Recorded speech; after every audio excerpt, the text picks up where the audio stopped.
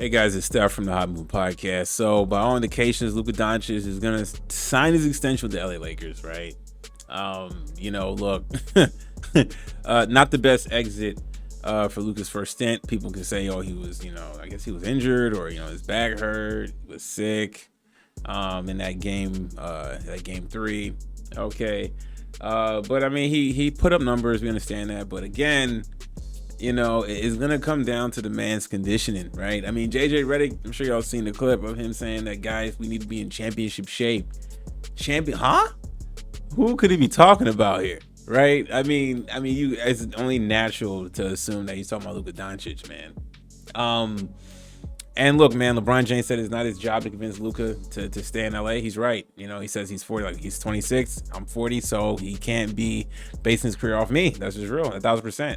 Right, LeBron James has his own motives, his own moves he needs to make, whether it's in LA or whatever he did, or retire, whatever it is. All right, the Lakers clearly made the choice to jump on that trade when it was offered to them from the Dallas Mavericks from Nico Harrison for Luka Doncic. Okay, we know the uproar. It was shocking. A player of his caliber who was just in the NBA Finals, a year ago. Okay, to now be wearing purple and gold, still can't believe it, right? But here we are. Okay, there was rumblings that will he sign the extension? Will he, opt out? Possibly could lose more money doing that. So he probably could make more money just staying in LA. And for the Lakers, man, look, JJ took a lot of heat for how he handled stuff in the media. Okay, he was upset. We know how fiery and short fuse he can be. And he's saying that guys need to get in championship shape. And he's only talking about one player. Maybe he's talking about a few other players, but mainly the one player that definitely needs to be in championship shape is Luka Doncic, right? Is he going to change his habits? I mean, the Lakers are betting big on this, right? And the more I think about it, now that the dust is kind of settled after the Lakers got eliminated, and if you just take LeBron out the equation, this is going to be your guy for Laker fans. This is going to be your guy for the next, I don't know how many years, after this extension, the next 4 or 5 years, whatever it is.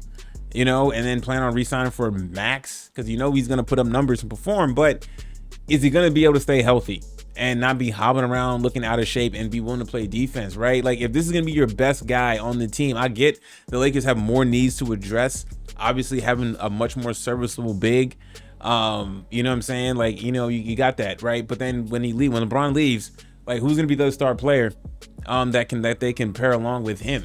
Right, and because Luka is going to be a point where when LeBron's gone, Luka's going to have to carry this team, right? And I'm curious with the fact that they don't have a lot of draft capital and draft assets to build. Do you get that back by trading off Rui, trading off Reeves?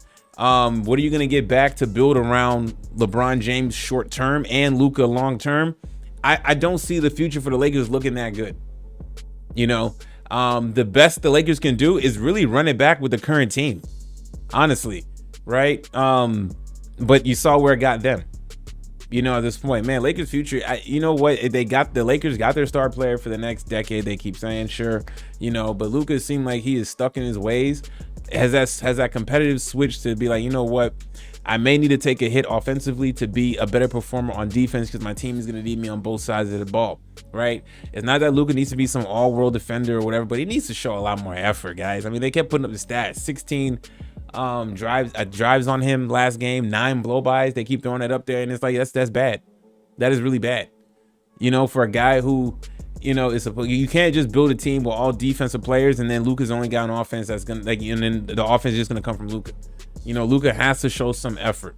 The constantly crying to the refs every time he makes drives to the ball. Any little mistake he makes, he just looks at the ref all the time. Like, he loafs on defense when he doesn't have the ball.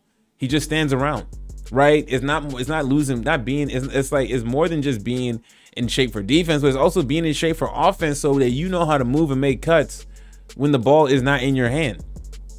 You know what I'm saying? The few times it's not in his hands. What are you doing? He's just standing there, and then like Luka's only active when he gets the ball and he starts to dance and do all this stuff, and it's like, that's not team basketball. You know what I'm saying? Like, I get he's a great ISO player, but I mean, he has to evolve his game.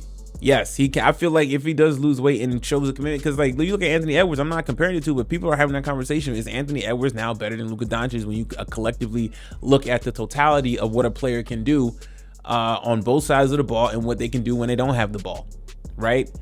You know, and it's like, Luke, I mean, I'm at the point where I'm like, I'm kind of at the point now. I'm like, look, I prefer to have Anthony Edwards to build a team around than Luka Doncic. Number one, you know Edwards is going to be in peak condition. You know Edwards is going to compete like hell, right? And then my other theory out there, you know, ended on this. And I know it's not just, I don't know if it's shocking or other people might consider this too, but, you know, should the Lakers consider trading Luka Doncic too, man, right?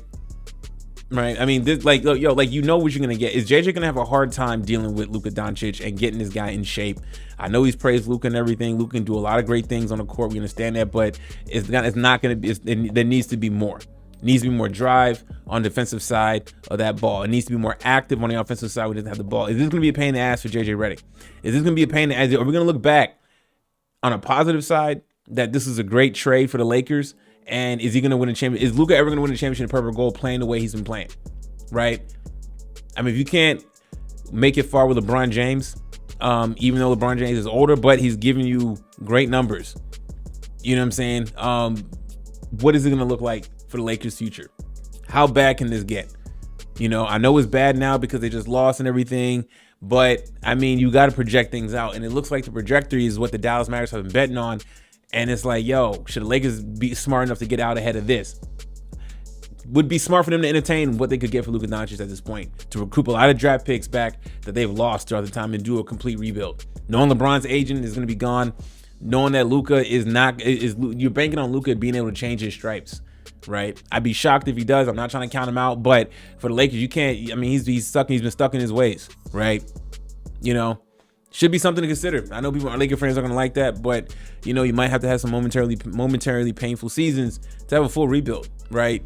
Draft that young superstar in the making and build that way. But instead, the Lakers are known for getting star players, and this is what they're going to rock with. Anyways, y'all let me know what y'all think about all this, man. Thanks for watching.